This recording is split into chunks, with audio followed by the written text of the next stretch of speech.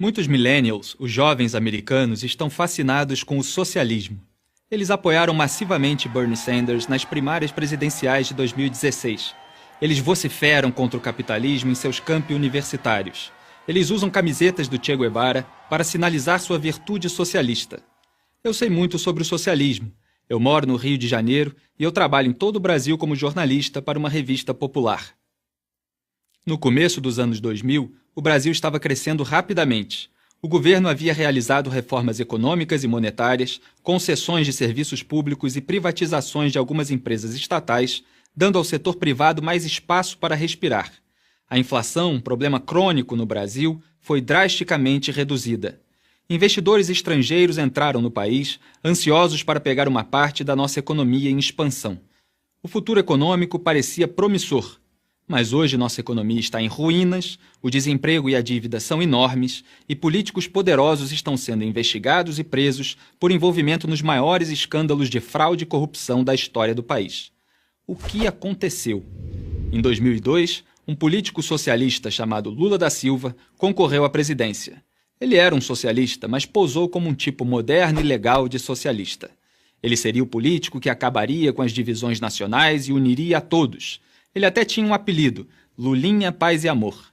Mas a velha mensagem sobre a necessidade de redistribuição de renda para diminuir a desigualdade social ainda estava lá. A mídia, a elite acadêmica e celebridades garantiram aos brasileiros que, distribuindo o dinheiro dos ricos aos pobres, os pobres poderiam finalmente ficar mais ricos.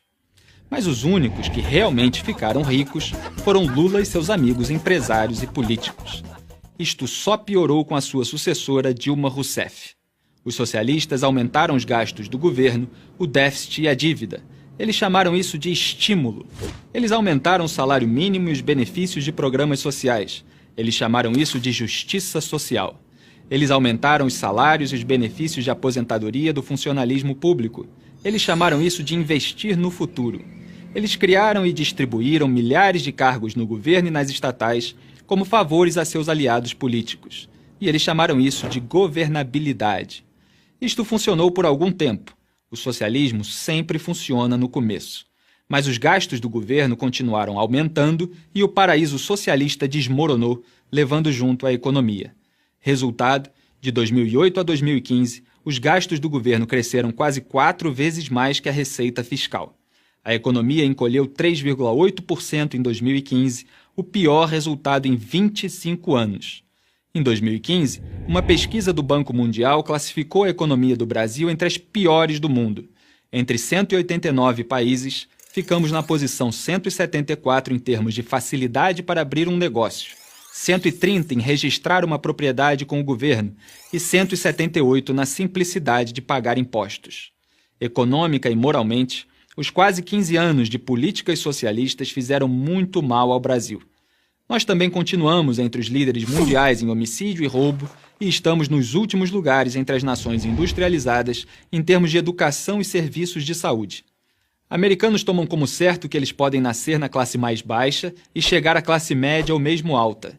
Muitos brasileiros tomam como certo que não podem. Mas finalmente algumas coisas estão começando a mudar. Talvez haja motivo para ter esperança.